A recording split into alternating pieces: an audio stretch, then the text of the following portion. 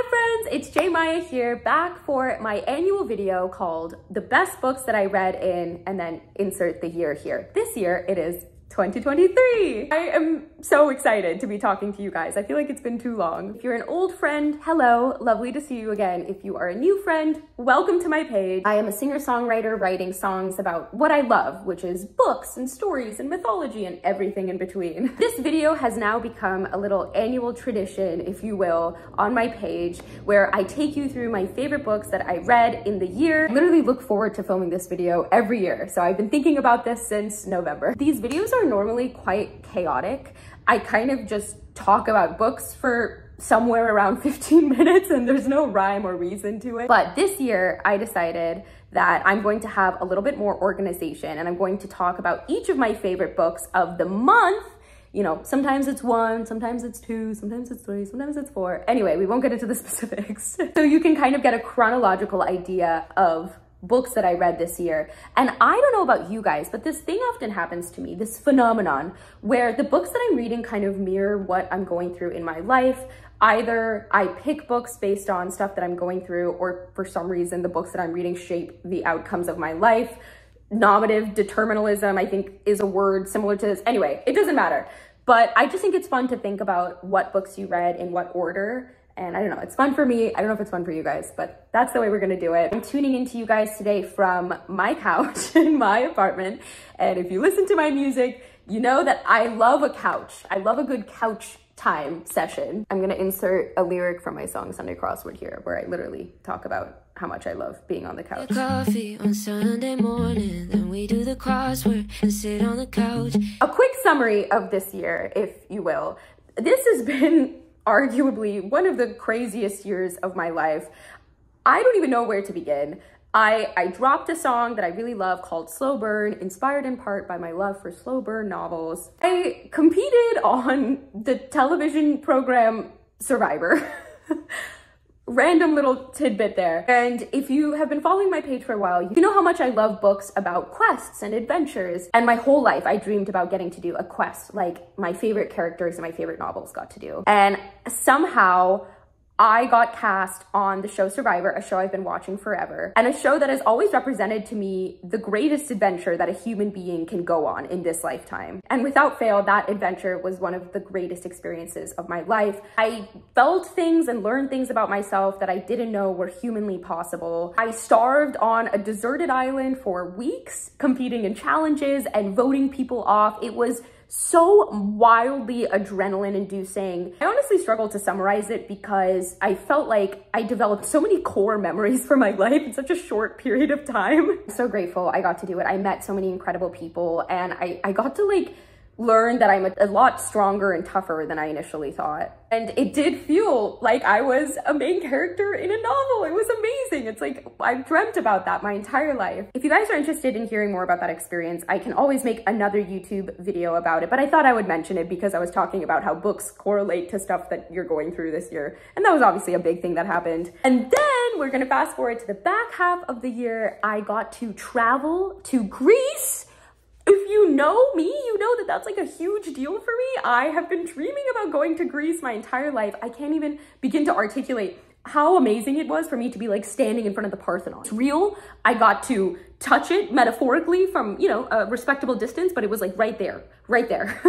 I went to so many different museums. I got to see so many different artifacts. I read so many books about the places that I was going. I got to go to Delos, which is an island off the coast of Mykonos, which is the mythological birthplace of Artemis and Apollo. I got to go to Rome, insert my song entitled Rome here. All the roads lead back to Rome. I got to walk around Athens, which I've literally dreamt of doing since I was a kid. And I got to go to Paris. This is a fun fact about me, but my mom actually grew up in Paris, and so je parle français, I speak French. And it was amazing getting to speak to people in this other language I speak and learn more about French culture. Altogether, that trip is imprinted in my brain, and I don't think I will forget it for as long as I live. And I'm desperate to go back because there is so much to learn and absorb. And I'm hoping that somehow I get to travel there again in the not too far future. And then we started a completely new era of J-Maya music, which is continuing into 2024. My favorite songs to date, one entitled The Maze, one called Hellbent. Both of these songs are very story-driven. So The Maze is inspired by the ancient Greek labyrinth, the story of Daedalus and Icarus and Ariadne and Dionysus. And Hellbent is inspired by the story of Icarus and also the concept of the fallen woman, which we see scattered across different mythologies and literature. I can't reveal too much. I want to so badly. But there is a story that connects both of these two songs from the new era and the future songs. I can't reveal too much, but all I will say is sign up to my Substack and my email list if you want exclusive updates on all of the story-related stuff happening in the J-Maya cinematic universe. The last announcement I have before we dive into the books is that I am starting a J-Maya book club. You will see in the list of books that I read this year that I am obsessed with retellings of ancient texts. And I kind of came to this epiphany over the holidays that all I want right now in my life, besides this music and these stories to be shared with all of you guys, is a community of people to discuss retellings with, because I'm just so inspired by them right now. And so I'm starting this book club on my Instagram where we're going to pick one ancient text every month and a modern retelling of that ancient text. We're going to read both of those texts, and then we're going to schedule an Instagram live where we can discuss what we read together as a family. And I'm gonna bring on special guests, which range from authors to book-obsessed music friends and everyone in between, maybe even some of you guys. And honestly, it's just going to be a blast. So you can sign up to that just by following me on Instagram and following along with all the posts that I have about the book club there. Okay, as you can see, 2023 was a year for me. So much happened, and now we're gonna get into the books that also helped shape my year. Let's dive in. January. This January, the book that really stood out to me was a book called Yellowface by R.F. Kuang. I've talked about R.F. Kuang on this channel before because I love everything that she writes, but I will say that I feel like this book was a complete standout for me. Last year, I talked about reading a book called The Plot that actually, funnily enough, and if you understand the plot of these novels, it's quite meta, has a kind of similar plot to Yellowface. Both books surround a character who plagiarizes the plot of a novel that goes on to become a best-selling novel from a dead writer. I will say between these two books, I feel like Yellowface did it better. In Yellowface, the person who is doing the plagiarizing is a white author, and she's taking the intellectual property of her dead friend, who happens to be a very popular Asian American writer. There's a lot of complexity here when it comes to race. It's not just plagiarism, it's taking the words of an Asian American writer writing a story about Asian American people. As an Asian American female writer, I just found it really interesting to read a story that is unflinchingly discussing the cultural appropriation of Asian identity in American media. And what I think is really brilliantly executed in the craft of this novel is the fact that the book is completely told in the first person from the person who is doing the plagiarism.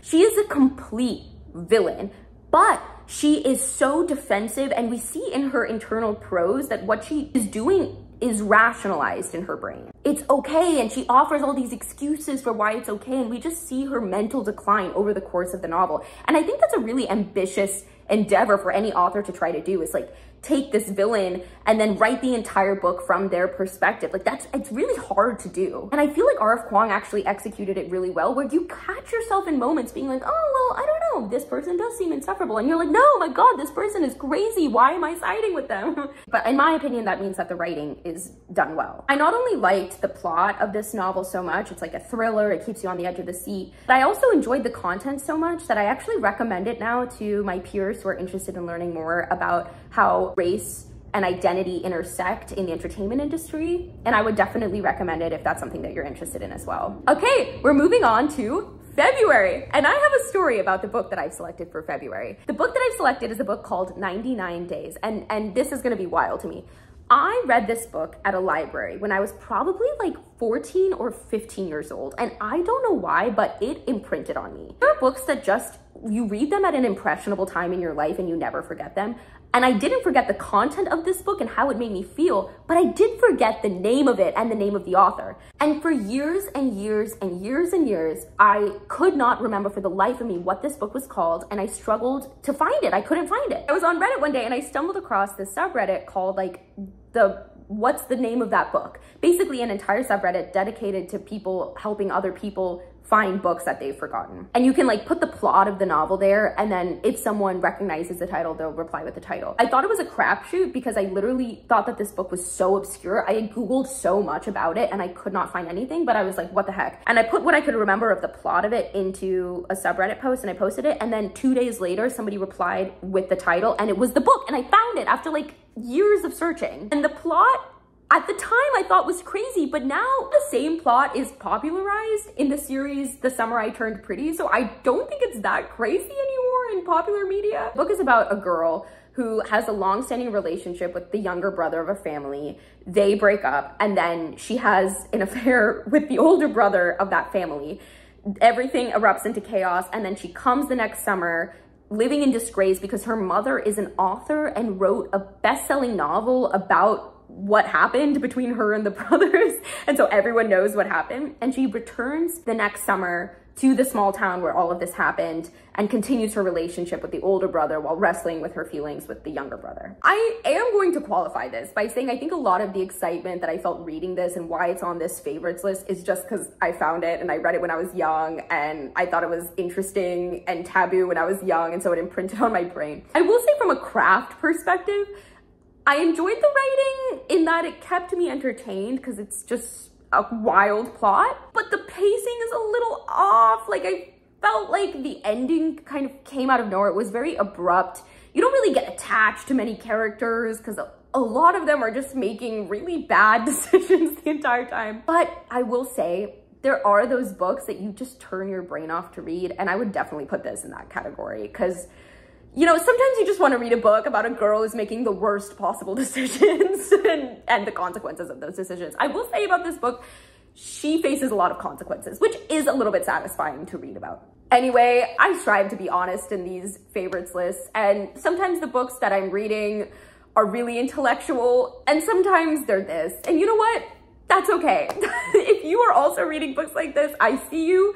You are so valid, and it's all the same. We're reading books. Okay, moving swiftly along to March of this year, and without a doubt, the best book that I read this year, in fact, I couldn't believe that I only read it this year, is The Ballad of Songbirds and Snakes. I am a Hunger Games girl through and through. I always have been. I'm embarrassed to say that when I first read the series when I was like 13, I was Team Gale. I know, and I'm not anymore. That's what matters. I've reformed, I've gotten better. That's the same girl that was reading 99 Days, guys. So, you know, I don't know if I was a paragon of literary analysis and making the right decisions when it came to books. I just saw hot guys and I was like, okay, this is fine for me. That being said, I've come a long way and I really come to appreciate the Hunger Games, as a lot of people have, especially this year in the Hunger Games Renaissance, as, I'm gonna say it, the best plot of any novel of our generation, the best world building. There's an argument to be made that there are books with better prose, but from the perspective of like what's happening in the story, nothing is touching the Hunger Games, in my opinion. Not only is it just unbelievably thrilling and invigorating as a concept, but it also comments on politics in this way that is literally mind-blowing. There are so many connections you can make about the world of the Hunger Games and stuff that's happening in our world today. It is wild, and I feel like it's a book that will just always be relevant. I wouldn't say that The Ballad of Songbirds and Snakes is my favorite in the Hunger Games world. I think some people say that it is. I know that it's the longest. It's probably the most fleshed out of any singular novel in the franchise. I just felt like Catching Fire read more quickly than The Ballad of Songbirds and Snakes. I felt like there were parts where the book lagged a little bit. Not that it wasn't entertaining. There's more going on in a book like Catching Fire, so that's why I prefer it. That being said, when it comes to character development, The Ballad of Songbirds and Snakes develops Snow's character in a way that I think is unprecedented in the genre of YA. The book following Snow's internal monologue and like his development from a kind of okay person, one could argue that he was always bad, but you know, he was not where he ended up in Mockingjay. But to see the development from that to the end of the novel, spoiler alert, when he's trying to end Lucy Gray's life, the girl that he loves, or whatever his warped version of love is. Again, like Yellowface, it's a really ambitious thing for an author to attempt. And Suzanne Collins does it really well. Like you see every seminal moment in his life that makes him change his opinion on something. And you see the development happen in stages, which is wild. Something that I think they did better in the book than they did in the film adaptation is Sejanus's relationship with Snow and how that affects him. How Sejanus's death in particular makes him kind of fall off the deep end. I feel like in the movie, you were just meant to assume that they're very close or that Sejanus has a profound impact on Snow's life.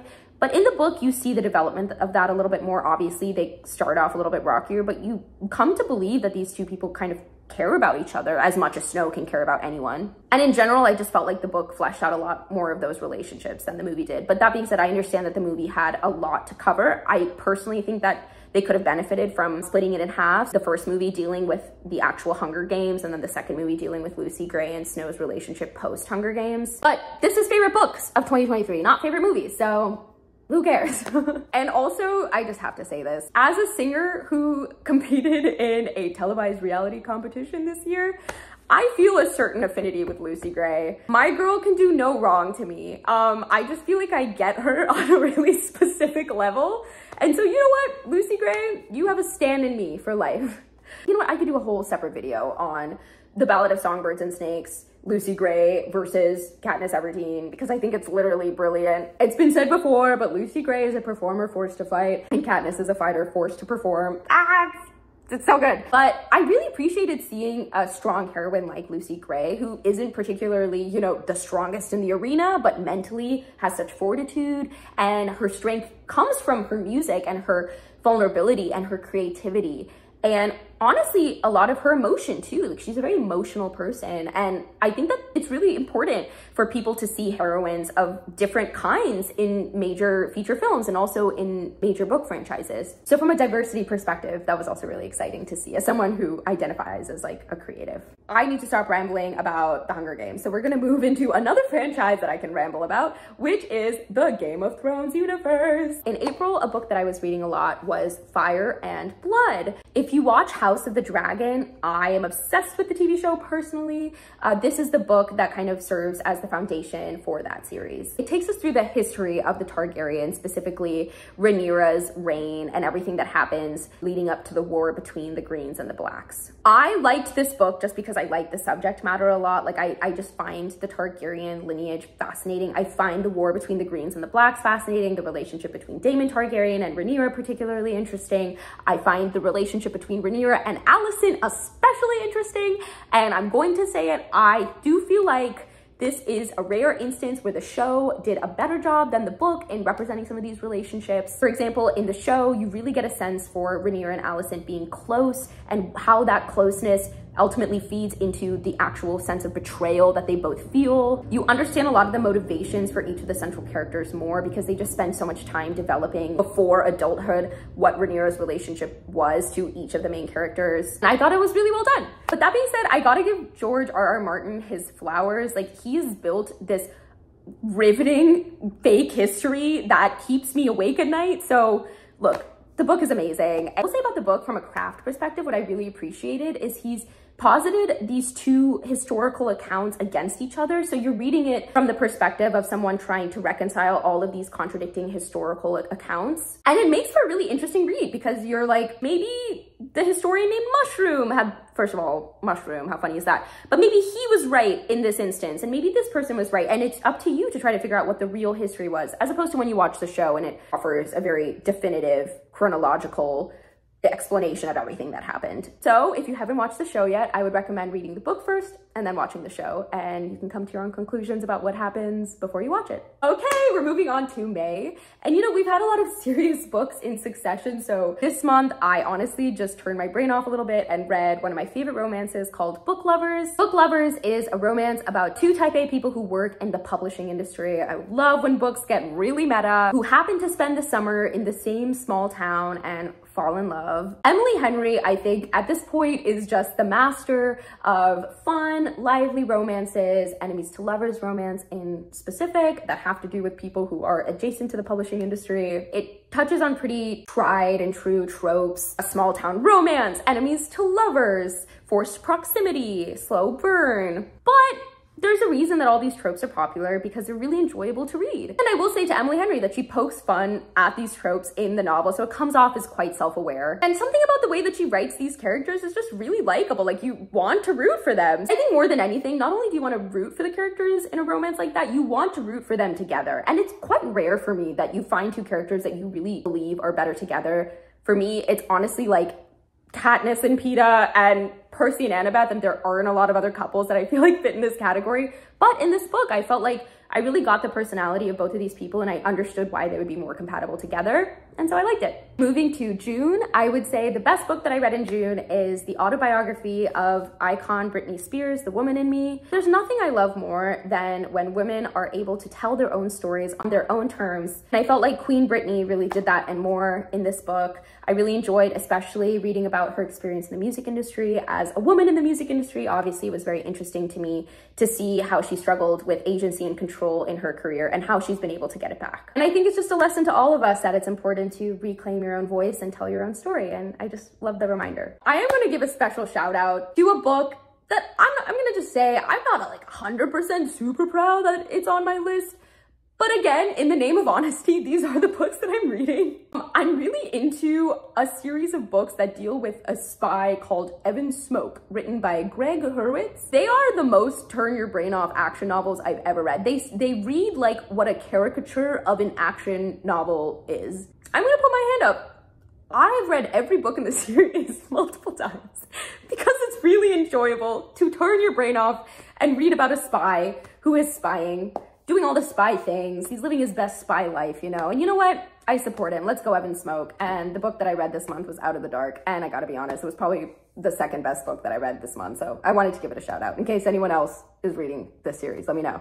Okay, we're moving on to July. In July, the best book I read was called The Maid. It is a murder mystery that involves very lovable protagonist who gets herself into this scrape, and there's a lot of like misunderstandings, and she's just someone who I think society has abandoned, and so you really want to root for her. You want to make sure that her name gets cleared because she gets tangled in this murder mystery and she's desperately trying to clear her name. But the novel was written with a lot of love for the main character, and I just thought it was an important novel. And I didn't know what was happening until the end. Like, it really kept me on my seat. I feel like usually I've read so many of these murder mysteries that I'm able to ascertain kind of who the killer was pretty early in the novel, and it's usually predictable.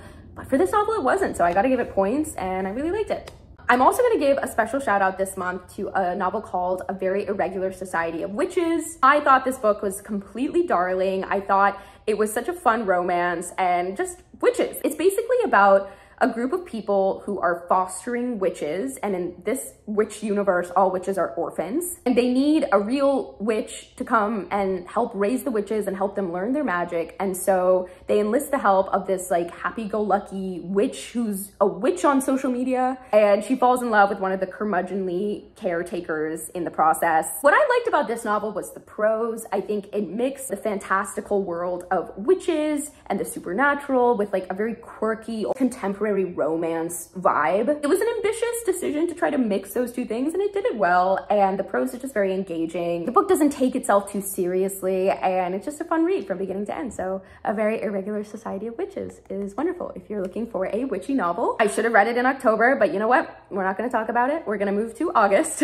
And from August to the end of the year, I am in my Greek mythology retelling era. So I apologize in advance for how similar a lot of these books are. The best book that I read in August, and I could not stop reading it, is called Phaedra by Laura Shepperson. This book is a retelling of the life of Phaedra, who in the ancient Greek imagination was the wife to Theseus, who is most famous as the slayer of the Minotaur in the Labyrinth, but also in mythology played a central role in the founding of what we now know to be Athens. There's obviously a lot of discourse in ancient Greece and now in retellings of ancient Greece about democracy and the founding of democracy, because obviously Greek mythology goes hand in hand with ancient Greek history and the founding of civilizations like Athens. Texts like the Oresteia literally discuss the founding of the law and justice. And so it's common that a lot of these retellings touch on these issues, and Phaedra does it in a very interesting way. This is a novel about a woman who's desperate to reclaim her voice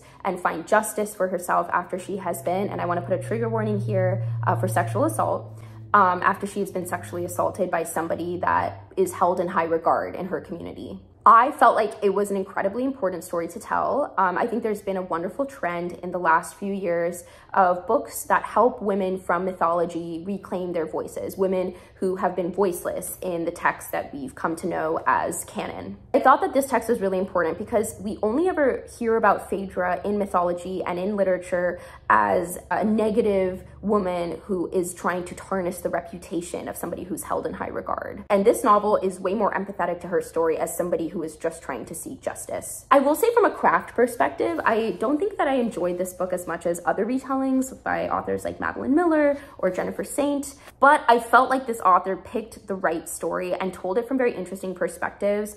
We follow Phaedra from like the beginning of her story when she's in Crete and her brother, the Minotaur, is in the labyrinth. We follow it from the beginning, and I'm a sucker for labyrinth mythology. Obviously, I have a song called The Maze, which is all about the labyrinth. And I just thought it was interesting to view the story of the labyrinth, not only from Phaedra's perspective, but from the perspectives of characters like Ariadne. We'll learn more about Ariadne later in the reading list, but also just like random Athenian women who were forced to come to the labyrinth as tributes. And I think this author did a really good job of telling the story from multiple perspectives. And so you really get like a complete idea of what life was like for Phaedra, but everyone else in the story. Laura Shepperson does something that I think authors like Madeline Miller do. And, you know, when it comes to ancient Greek retellings, you find authors that want to stick a little bit more to the source material and interpret within that. And then you find authors that write new additions to stories based off of the loose structure of Greek mythology. Phaedra, I think, fits into the latter category, and it's ambitious, but I think she executed it well. Like, she adds a lot into the story that I don't think you would have read if you had stuck to the ancient text, but makes sense. Like, Phaedra's actions all make sense in the context of the story that she's writing. So I appreciated it, and I thought it was executed well. Reading Phaedra put me back in my ancient Greek retelling world. Obviously, I never am far from it. I literally read so many ancient Greek retellings. The second that I see one pop up on my Instagram or TikTok For You page, I buy it. It is literally a huge vice of mine, and my bank account tells me I need to stop, but I'm just gonna keep doing it anyway because, like Icarus, I fly too close to the sun, too close for my own good. It spurred me reading a couple of the books that have been sitting on my bookshelf that are ancient Greek retelling. So in November and December, we're going to touch on that. But in September, I read not an ancient Greek retelling. I read a contemporary YA romance called Check and Mate, which I love. There are certain authors that whenever they announce that they have a book coming out, I will get it. And Hazelwood is one of those authors. I read a book of hers called The Love Hypothesis 2 years ago and absolutely devoured it, loved it, saw her at the LA Book Festival, heard her talk about her writing process. It was all fascinating. And now I am a fan for life. So when I saw that she was writing a YA novel, I was really interested because I think she's most known for her kind of spicy fiction. I thought this was a really darling story. It's about two chess prodigies who are enemies on the chess circuit and fall in love. If you know me, you know I love a good enemies to lovers romance, and particularly when it comes to like competitions. Something about it really just brings out the inner fangirl in me, and I really want them to like overcome all the odds in their favor. Oh, sorry, it's all Hunger Games. It all comes back to the Hunger Games. And find love with each other. And I thought Check and Mate was just like a really fun read. I actually think Hazelwood's prose works really well for YA. It's very quirky, very contemporary. And I feel like if I was like 18, this is exactly the kind of book that I would reread over and over again. And you know what? In my heart, I am but an 18-year-old girl, so I enjoyed it. We took a month break, but we're back to the Greek myth retellings. This is Elektra by Jennifer Saint. I'm gonna say something bold. This is my favorite book of the year. This is a retelling of the story of Elektra, who is the daughter of Agamemnon, who is a very infamous character in ancient Greek imagination. He is the husband of Clytemnestra. He is also the murderer of Clytemnestra and Agamemnon's daughter, Iphigenia, which is like a sacrifice that is often depicted in art and literature just because it's mind-boggling that a father would do that to his daughter. And Elektra, famously in one of the most famous ancient Greek texts, the Oresteia, avenges her father's death by the hands of her mother by assisting her brother Orestes in killing Clytemnestra, their mother. In ancient Greece and today, matricide is bad. And the Oresteia, as a trilogy of plays, deals with the fallout of this act. Orestes is plagued by the Furies, who are desperate to get justice for Clytemnestra, for his horrific act.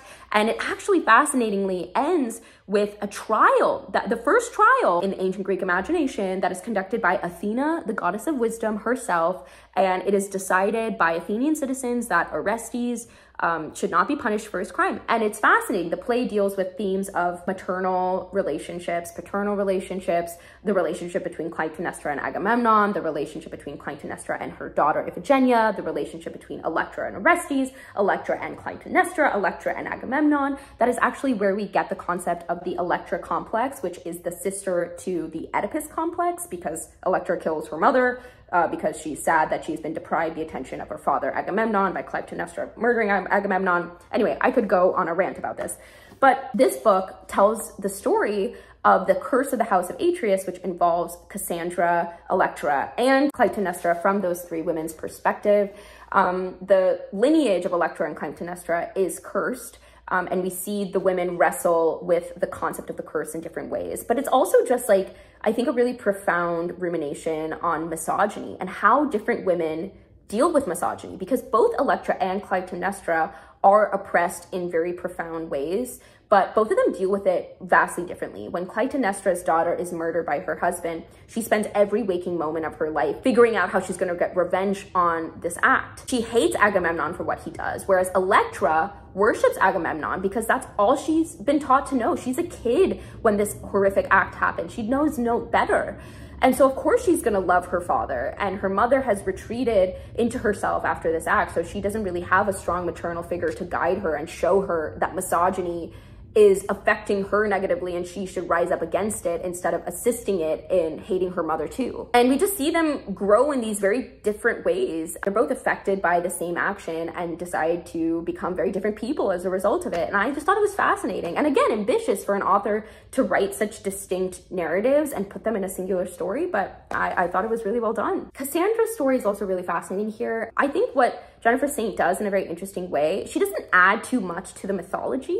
She doesn't add completely new side characters or components as much as Madeline Miller or Laura Shepperson. But what she does is she just posits existing concepts and stories in the mythology against each other and says, look at this, like, isn't this interesting?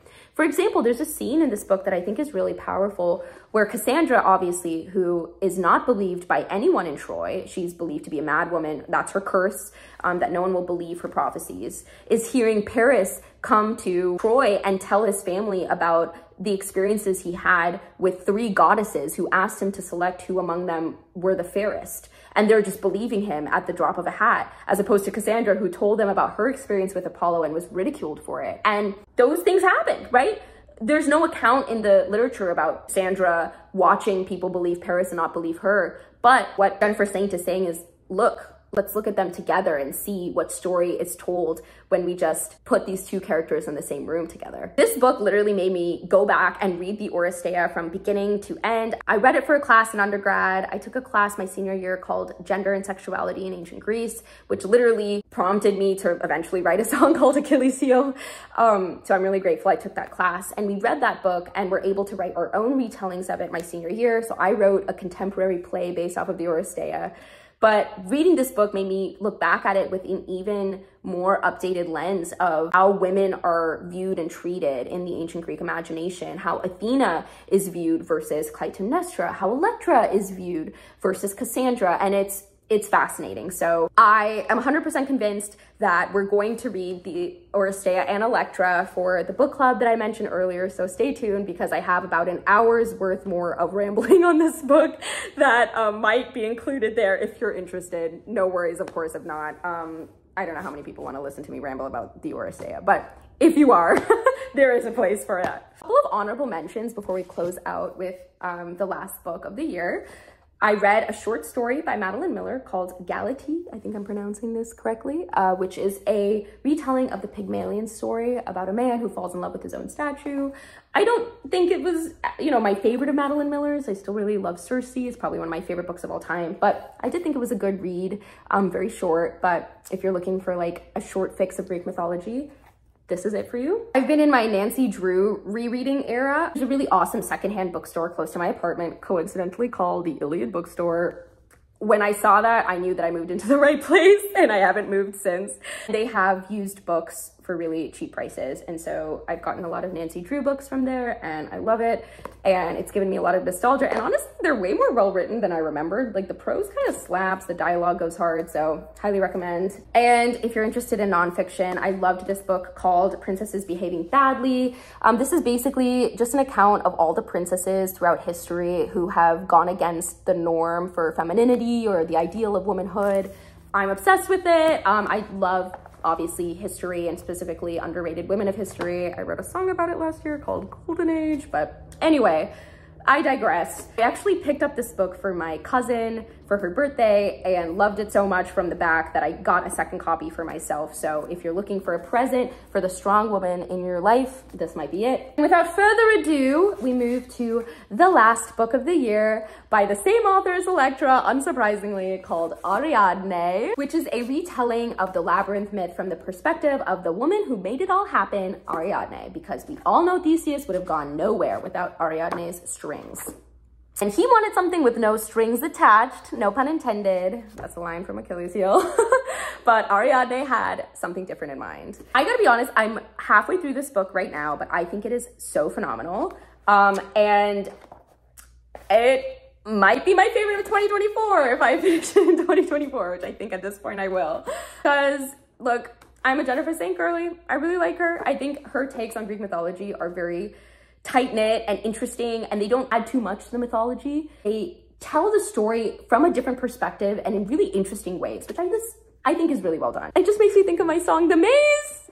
I love that song. It's my favorite song I've ever put out. And so if you're obsessed with labyrinth mythology, this is the book for you. I can't say too much else about it, and I can't wait to finish it. And Ariadne, I love you. You were underrated, girl. Dang, you were done so dirty. Let's go Dionysus. He saw you for the woman that you are. Okay, my beautiful friends, I think that brings us to the end of the video. Honestly, I'm kind of sad. I really enjoyed talking about books for all of that time with you guys. I don't know if you guys can say the same. Hopefully that was enjoyable to some of you, or at least parts of it were. Like I said, if you enjoy hearing me ramble about books and you want to see me get a little bit more in depth into analysis of books, analysis of prose, of plot, of characters, etc., you can sign up for my book club just by following me on Instagram. I'm really excited to get that started this year just because anyone in my life who spends time with me knows that I just ramble about books a lot to them, and it's going to be fun to have like a place to do that with my internet friends. So please feel free to come and join me. We're going to be reading some really cool retellings inspired by some of the books that I read this year. And in general, I don't want to reveal too much, but this year I think is going to be the most incredible year of J. Maya that I could possibly imagine. We have so much new stuff coming out, so many writing snippets, so many stories, so much new music. Fingers crossed this is the year that my album comes out, and the story that goes along with it and accompanies it also comes out. I'm so excited. So follow along here, follow along on Instagram, at my Substack, and on my email list for more information. I don't know what to say. I love you guys so much. You make my world turn. You are the reason that I do all of this. When I was a kid, all I ever wanted to do was read books and then talk to people about the books that I was reading and the songs that I was listening to. And not only now do I get to like write those things, but I have a community of people that I love and cherish who allow me to be myself. And I've been able to create a safe space with all of you guys to nerd out as much as you want. And I get to nerd out too, which makes me really happy. So from the bottom of my heart, I love you guys so much. Here's to a lot of amazing books in 2024, and I will see you a lot sooner than you think. My beautiful Olympian angels, J. Maya out. Read lots of good books for me, and let me know when you do. See you soon.